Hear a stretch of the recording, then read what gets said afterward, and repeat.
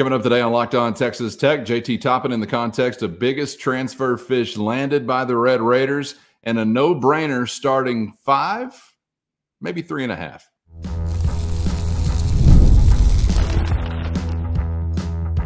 You are Locked On Texas Tech, your daily podcast on the Texas Tech Red Raiders. Part of the Locked On Podcast Network, your team every day. Great to be with you again on Locked On Texas Tech on the Locked On Podcast Network, your team every day, always free and available on YouTube or anywhere you get podcasts. Appreciate you making us your first listen with the only Chris Level. I'm Casey Cowan. Chris, great to be back with you, and we're talking round ball once again on today's episode, and somewhat in a historical context as we'll look back to some portal fish caught in years gone by. And obviously you've had several impact players come your way via the transfer portal. So let's do some comparing and contrasting as to how we fill the most recent addition. New Mexico transfer JT Toppin fits into that historical context. And it might include some continued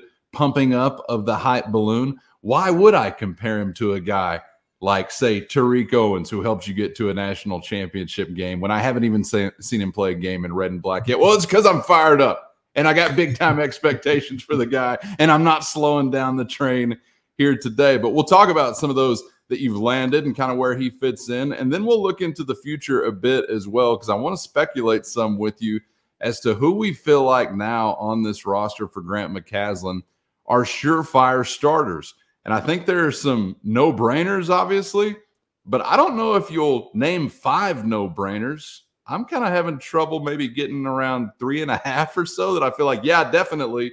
And then we'll talk about some of those who made an impact for you last year, obviously, but not always in a starting role. So things changing as you head into a new season. But I was curious to pick your brain, Chris, as we look back at some of those that have come to Texas Tech via the transfer portal. And you know, it's kind of a strange conversation because some of them did not come in such a high-profile way as maybe JT Toppin did, but then they had high-profile impact. I mean, I mentioned a guy there in Owens who goes down in history as a legendary Red Raider. And when he showed up, I wasn't necessarily filling up his hype balloon. I didn't know what to expect.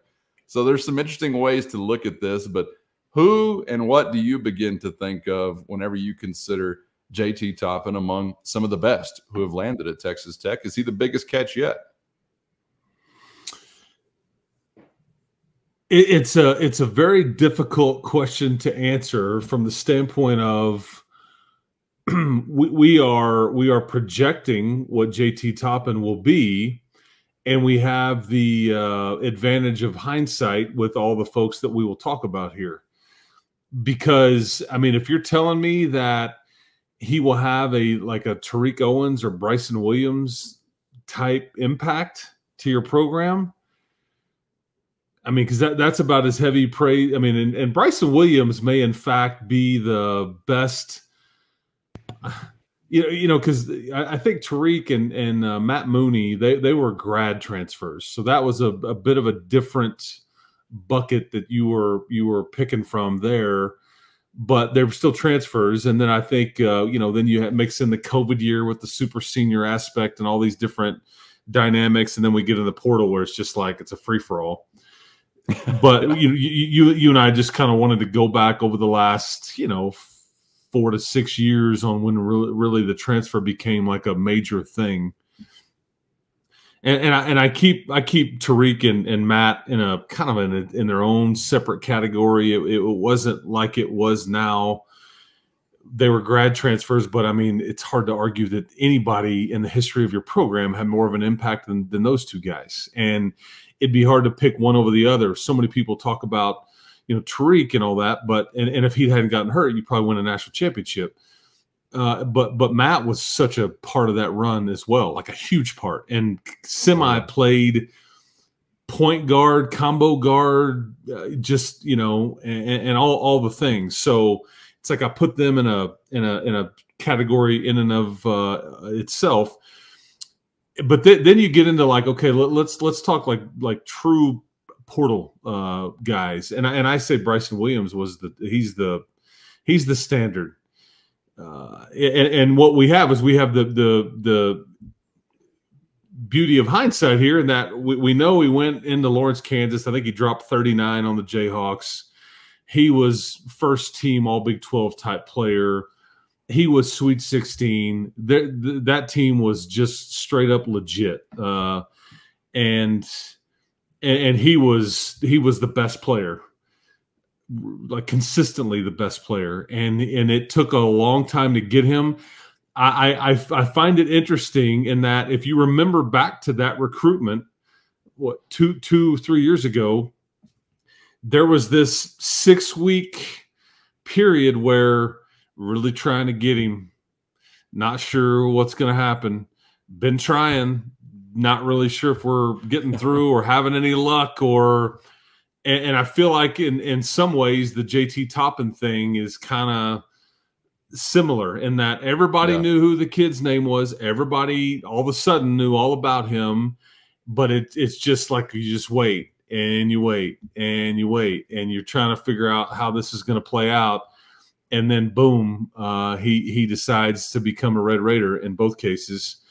But I mean, I heard some of the national folks talking about, JT and what he would mean to this program, and that he was arguably the best available player out there. That's each person may have a different opinion, but I think that with what you needed and what he offers up, I mean, it should be a fun addition. But I go Kevin O'Banner. I go back to, Mac McClung.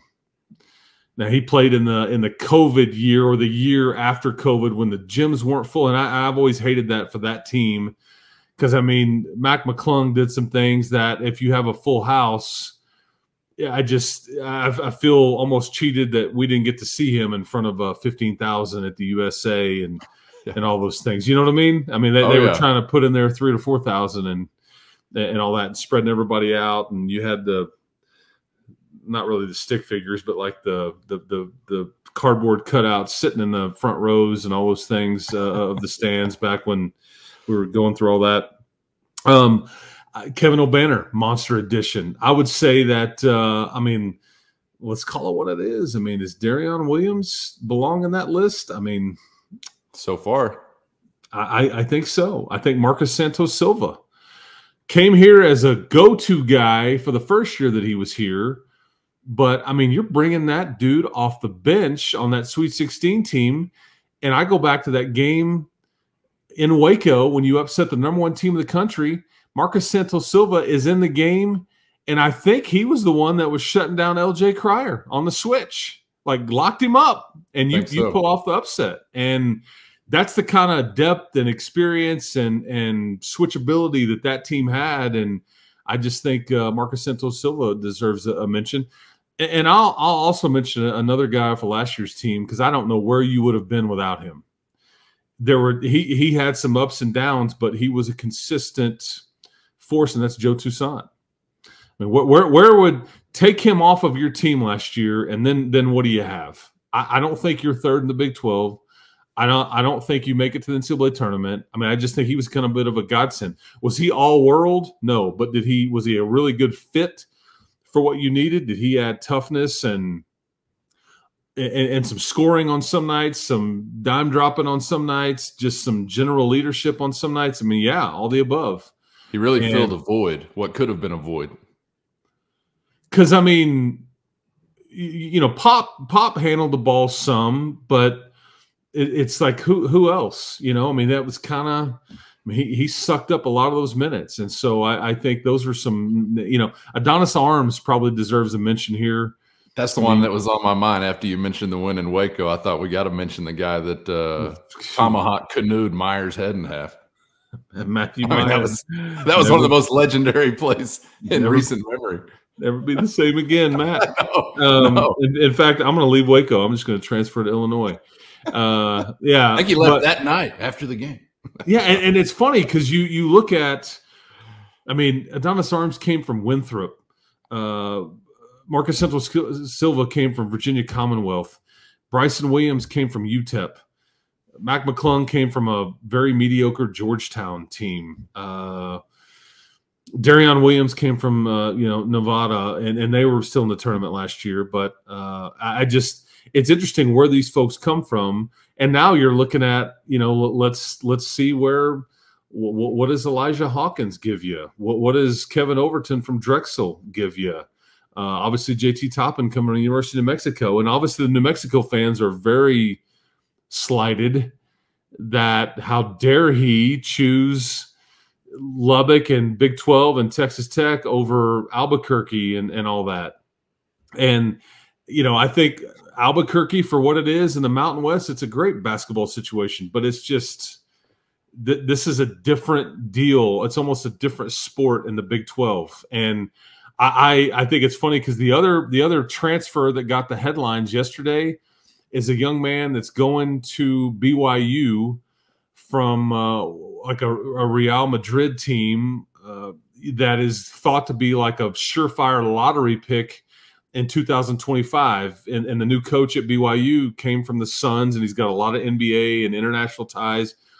And I just think the league is just sickening how flat out loaded it is, because even with JT Toppin's addition to the Red Raider roster, because I think you're in really good shape. I've heard mention of, well, now they go from, middle of the pack to surefire upper tier, but nobody is even going to remotely suggest that you're a favorite to win the league, that you're a surefire NCAA tournament team. I think people now are going to put you on the right side of that, but it's just that speaks to what Baylor is and Houston is and Arizona is and Kansas is and Iowa State is. I mean, these are all top 25 teams right now, and you may have entered the chat, but not necessarily. But that's how big the addition was. But that's also how loaded your league is too. So anyway, but yeah, thank God for the transfer portal. So yeah, so Bryson Williams. I was curious who your standard bearer would kind of be. It sounds like Bryson fits that mold for you. And just for the sake of simplicity, even keeping Tariq Owens and Matt Mooney in this category, I think they had to be viewed a little bit differently because they were great pieces on a great team, obviously. I don't know that it was night after night after night that we were ever just viewing them as the best piece on that team. So I do think that kind of separates, say, a Bryson Williams from those guys. But then you think about Bryson Williams versus a Toppin. And, I mean, Williams, I remember when he gets here, everybody's talking about this guy's such a pro. He's so seasoned. He's so old. He treats it like – and I mean that kind of figuratively in the sense that he treats it like a career and all these things, the way he goes about his business. And we know how all these names that we're mentioning, how difficult or damn near impossible it's been to even have a cup of coffee in the NBA for those guys. And you read all the projections about Toppin, and I can't even remember where I saw it, but one of them talking about, this is as close to a surefire NBA-bound guy as Texas Tech has had in a long time. And, boy, it really, again, just gets the hype train running wild, at least in my mind, thinking about what he can be. So time will tell where he obviously fits in on this list, but I think we've given you some good options out there to marinate on, and let us know where you feel like, as far as the landing, whenever you got him, JT Toppin might fit into that type of category. And Chris, we've named obviously the ones I guess that would be a part of this otherwise if we were looking to roll through a top five. But if Bryson Williams is leading the list, does it get really, really difficult after that? Do you have some that you really feel like, nope, I'm picking them every day of the week to be a 2, a 3, or 4 if we were running down some of those top 5 transfers?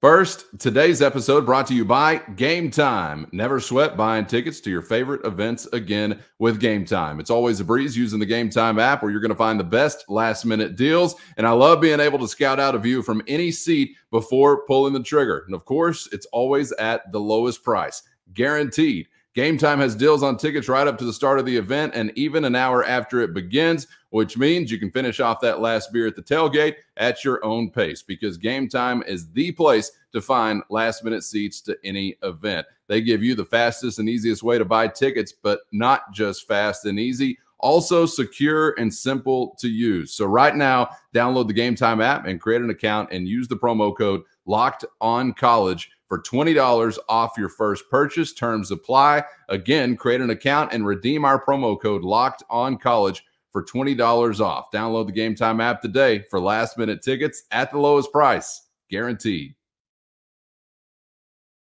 Do you have some that you really feel like, nope, I'm picking them every day of the week to be a 2, a 3, or 4 if we were running down some of those top 5 transfers? Yeah, and Bryson to me is because I think you kind of touched on it a second ago. I've never been around a player that handled himself better on and off the court. He didn't say a whole lot, no drama. When he did speak, you better pay attention. And he just handled it like a professional. And I think that's the best compliment you can give him. He took it very seriously, which is all you could want. I mean, he was like a coach's dream.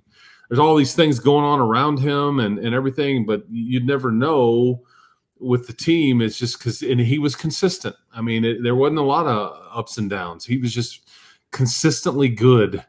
But yeah, I think, I think O'Banner probably deserves to be right there next. Maybe that's because he was here for more than a couple of, he was here for a couple of years, more than just 1 year. I think McClung belongs on a short list just because he brought a lot of notoriety to your team. He beat Texas at the buzzer. There was a lot that he brought your team, and I just that year sticks out to me with this being so weird, just because everything was weird that year. When you're trying to play the sport, you're trying to come back from this weirdness of the year before when everything was shut down and all that. But I mean, I think he was a pretty high profile transfer, similar to Toppin. I don't know if Bryson Williams technically was at the time. I think people just were like, oh man, he's a good player, but he wasn't like eliciting a lot of headlines like McClung was and like JT Toppin has. And then I think Santos Silva, just because if it was a 2-year stint, and obviously Darion. But I mentioned Toussaint. I just think you'd be remiss if you don't mention him. And like somebody like Arms, we could even go Davion Warren. But at some point, where do you stop? And you got to rank it. But I think it's fair to have Bryson and O'Banner as like a 1-2, and they were on the same team, So I think it's a fun conversation to have, because I don't know if there's really many right or wrong answers. I'll just say this: you've done, remember TJ Holyfield, remember Chris Clark. We hoped that they would be Tariq and Matt Mooney, and then they weren't terrible or anything. They were just okay, but they weren't Tariq and Matt, so there is a pecking order on what you bring in here and the way that they play. But like JT, it's like, we just don't know what this is going to look like. We're just projecting and assuming and guessing, and we've got the benefit of hindsight with all these other guys that we're talking about. But it's a fun conversation to be in. And who knows, man? And we'll talk about who we think is going to start on this team in a minute, but I think it's a perfect transition to wonder, are we sleeping on Elijah Hawkins? Yeah. Because, I mean, JT Toppin didn't lead the country in any statistical category, but Elijah Hawkins did. I mean, that's heavy steps. That is big time. And so I think Elijah Hawkins maybe is somebody that, a few years from now we'll look back on it going, dude, he was a picture perfect point guard, so I damn excited to get him whenever that news came across. Yep. Was plenty fired up at that time. This is a little bit different experience because of who your primary competition for Toppin was, and the fact that, well, not only another university was competition, but the National Basketball Association was competition to a degree as well. So just changes the context a little bit. But no, I was amped 10 of 10 whenever Hawkins decided to become a Red Raider. I think before we get to the final part of the conversation, and this sort of does tie into that, just going back to like Joe Toussaint as an example, I would kind of pick, I think your brain or a lot of Tech basketball fans' brains, and maybe get some different answers on last year's team and just asking, who was your best player? Statistically, I think there's a lot that obviously points to Pop Isaacs. He did wind up as your leading scorer, but I think most recent memories, a lot may point to a guy like Darion Williams, but your second leading scorer was Joe Toussaint. And we'll get to a guy who is next on that list at number 4 here in just a moment, and Chance McMillan. I don't know that he would be at the top of the list for a lot of folks, but Joe Toussaint, I think, will be an underrated guy as far as the memory is concerned. There's no question about that, but I think he perfectly filled the role for you, and absolutely was one of those that has to be considered, at least if we're talking about, say, a top 5 type of range as far as those that you've landed. Yeah, and in the year before, you obviously had a guy like Davion Harmon. The problem there was that team was just not very good, and they got hurt, and it just was. But he saved your bacon many a night. But just because the team didn't perform very well, and it ended so poorly. But I think that you're right in the Toussaint part of it. I just think he deserves a mention because, and sometimes your best isn't necessarily your most valuable or important. There's MVP, there's MIP, there's all, the different contexts, the different, who's your most important player, who's your most valuable player, who's just the best player. I mean, those can all be somewhat different, I think, at times on the way a team is built. But I think Joe certainly was in the important or whatever category for sure. That's very true. Okay, let's get to this to wrap it up as we speculate and project on some no-brainer starters for next season.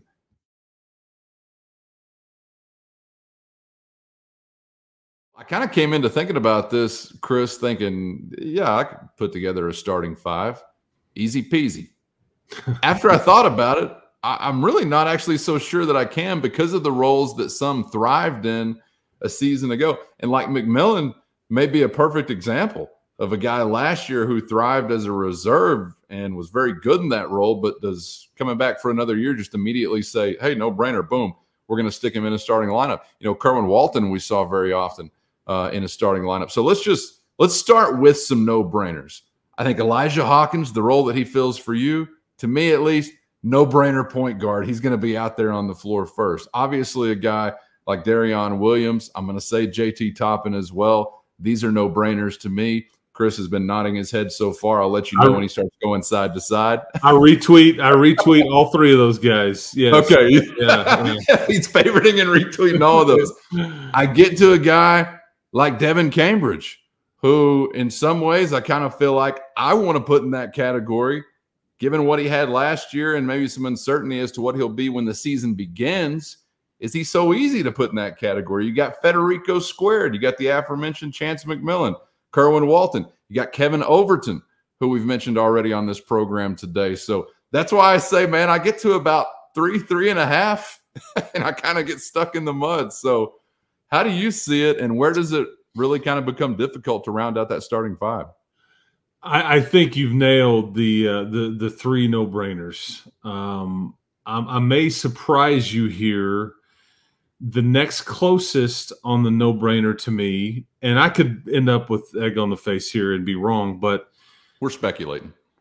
If you really a traditional starting lineup, your next no-brainer is really the one true 5-man you have on your team, and that's Federico.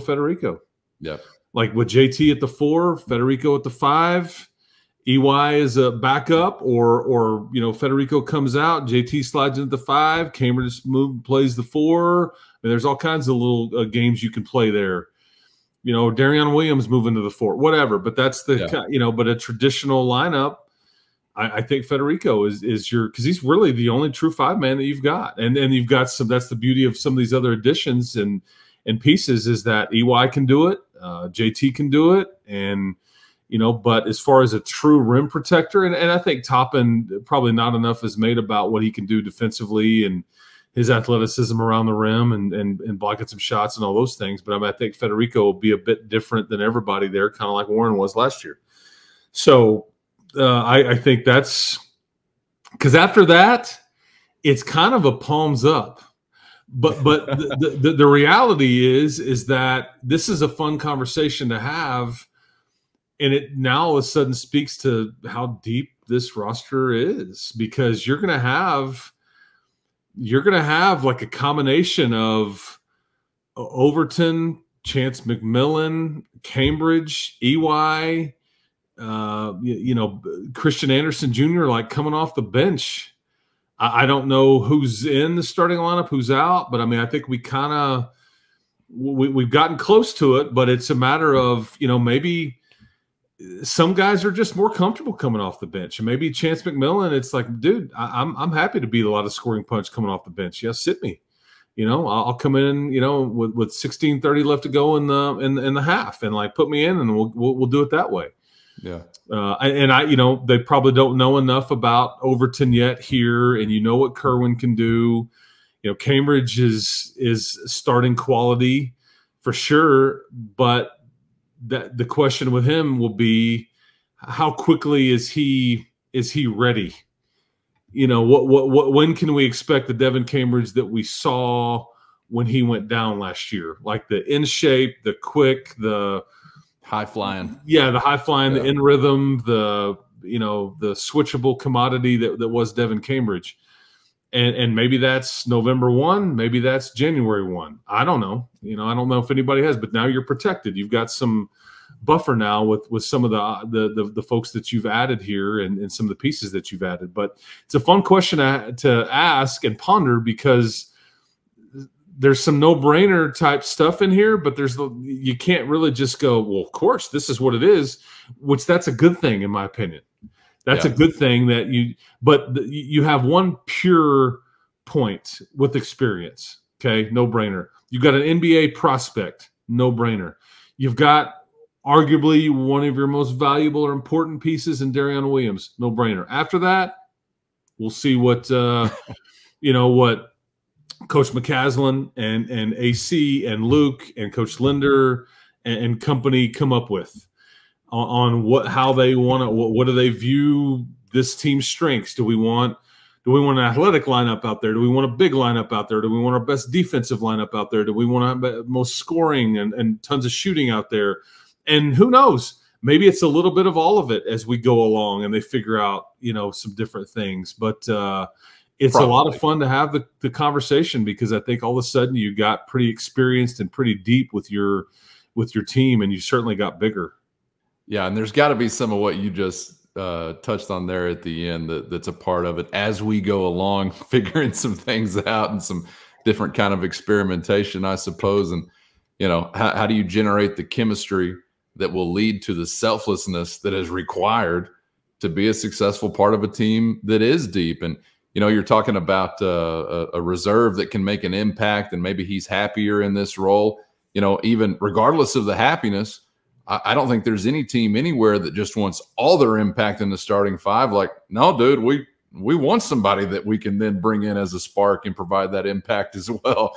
So we'll leave it to the guys who are paid and compensated very handsomely to figure these things out. And obviously, in the case of Coach McCaslin, I think has been proven to be able to do that. And we've had some guys that have been able to do that, regardless of what you thought about Chris Beard or his exit. I was surprised as the years went by. You'd bring these guys in, and it's like, man, how are you going to get these guys to play together as a team? And some were better, some were less, but you had a lot of success doing that, and I hope that that's something that'll be repeated here. So fun conversation to have, and not quite as easy as maybe I thought it was going to be whenever I first started rolling it around. I think it's interesting you mentioned Beard there, because I thought one of his best coaching moves the Final Four year was basically getting Brandon Francis to believe in that sixth man role and buy into it, and it became extremely valuable. And if you remember, in some of these games, Brandon Francis was in there at the end. He maybe didn't start, but he was in there at the end, and that's similar to Chance McMillan. He was in there at the end a lot last year. He just didn't start the game. And so it's what players, you get caught up in the starting lineup or depth charts and all these things. Who's in there at the end of the game, man? When it's winning time, who's in there at the end? But yeah, that's why we had the conversation that we did yesterday about the whole chemistry thing. And some people don't care about that, don't think about it, don't really want to even consider it. It's a real thing. And that's what the best coaches are able to do, is to gel people together and take these parts and put them together and, make the machine work and do it for 4 months. And you're dealing with egos. Now you're dealing with NIL, and you're dealing with outside influences, all these things. And it's just trickier now than ever. But that's why I think Grant and company are so good at what they do, and they're so conscious of that. Joey is too, and I think that's why they're perfect fits for college athletics in 2024, because it's not necessarily easy. And Cal, before we get out of here, we have a very loyal listener in East Texas. Okay, it's all West Texas, right? All the time. We love our West Texas. However, the beauty of being able to do shows like this and in this format is it kind of can go to everybody, right? And so we have her name's Jennifer Brooks in East Texas. It is my understanding she listens to or watches every show, tech grad and all that. So I wanted to make sure that we both said hello to Jennifer, and appreciate you listening and watching. Hey man, I love me some East Texas too. I spent some time out there as a youngster. Thank you, Jen, and thank you to Beast Texas for giving us Patrick Mahomes and many others over the years. So obviously, a lot of love extended on out there on the other side of where does East Texas start? Like Idalou? I'm trying to remember. I got to consult a map, but you know what I'm talking about. Way out there over yonder, as they might say. But appreciate all those who are taking us in anywhere around the world. And you may think I'm making this up, but I get these little chartable lists as to where the podcast is showing up on various rankings. Okay. I believe we've been holding strong top 20 football podcasts in the entire nation of Thailand. So thank you to our Thailand listeners who are dialing us up, possibly entirely by accident. I don't know, but we're high up there on those charts. I love it, man. I'm not lying either. This is not a joke.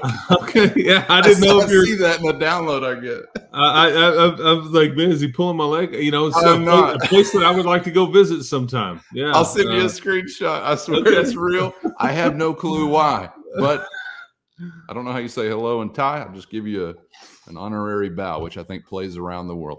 All right, appreciate you guys for being out there. Chris, appreciate your time as always, man. Enjoyed it. You got it, man, and good stuff. Enjoyed it. We'll talk to you, everybody, tomorrow. Keep Hope Alive.